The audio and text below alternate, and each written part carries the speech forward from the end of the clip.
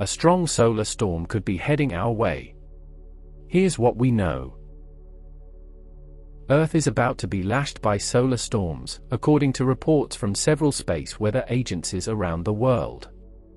Thanks to the double whammy of a high solar wind speed and several coronal mass ejections, we could be seeing a strong storm, as well as several moderate and mild ones, in the days ahead. The British Met Office, the US National Oceanic and Atmospheric Administration's NOAA Space Weather Prediction Centre (SWPC), and the Australian Bureau of Meteorology (BOM) have all issued advisories for solar, or geomagnetic, storms over the next few days, as an active sunspot region repeatedly released strong, M-class solar flares. You have, to be clear, very little to worry about. This is normal behavior from the Sun, particularly at the current stage of its 11-year activity cycle. These storms may cause some minor glitches in technology that you probably won't even notice. In fact, one moderate storm has already passed. If, however, you live at or are visiting high latitudes, you probably have something very exciting to look forward to, an increased chance of the incredible aurora borealis or australis. Solar storms are a natural and ongoing part of life with our magnificent dynamic Sunday. Roughly every 11 years, it undergoes a cycle of varying activity levels, from low to high, and back to low again, when a new cycle kicks in. These cycles can be observed in sunspot and coronal hole activity. Sunspot numbers increase towards the activity peak, known as solar maximum, and subside again towards solar minimum, the low end of the activity scale.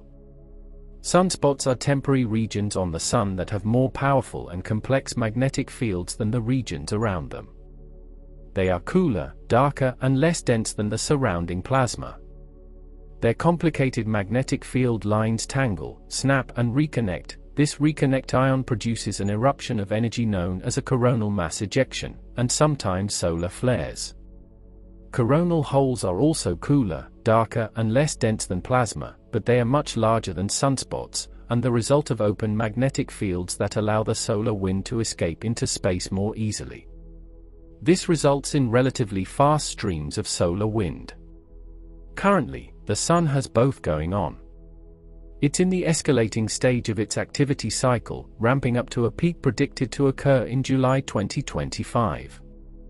That means it has been pretty rowdy, with an eruption of some kind occurring so far almost every day this year. Most of those have been pretty small. But the larger eruptions, such as the M-class flares emitted by the sunspot named AR 3078, can have an effect on Earth if they are oriented in our direction. The plasma and magnetic fields ejected into space from these eruptions can collide with our magnetic field and atmosphere, resulting in a geomagnetic storm. These have distinct classifications. A mild storm is classed as G1, and a G2 storm is moderate. Both BOM and the Met Office have predicted these. In addition, the NOAA SWPC has predicted a potential G3 storm, a strong one. The scale goes all the way up to G5. For mild storms, power grid fluctuations can occur, migratory animals are affected, and some satellite operations can experience minor effects. For moderate storms, voltage alarms and transformer damage can occur, satellites may need course corrections, and high-frequency radio operations may be disrupted. For a strong storm, voltage corrections may be necessary, satellites may experience surface charging, and satellite and low-frequency radio navigation may be disrupted.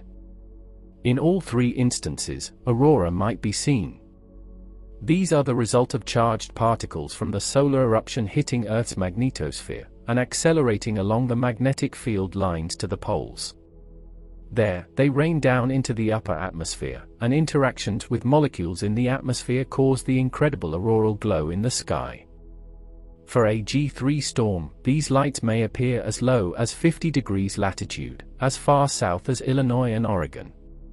According to Space Weather Live's Aurora forecast, August the 18th and 19th have maximum levels of KP7 and KP6 respectively on the 10-point KP scale of geomagnetic activity. Stormy with a chance of bright, clear aurora borealis. The Gauss index, for auroral predictions in the southern hemisphere, is significantly lower, according to BOM at the time of writing. The AR 3078 sunspot is moving away from us. Its most recent M-class eruption will only graze Earth, if it hits us at all, and will be out of the strike zone of any further eruptions.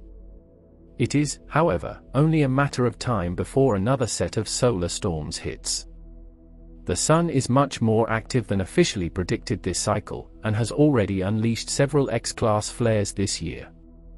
Those are the most powerful eruptions the Sun is capable of. M-class flares are the next level down. To stay abreast of solar activity, you can follow the SWPC, the Met Office, BOM, and Space Weather Live at their respective websites. You can also read more about solar flare classifications here.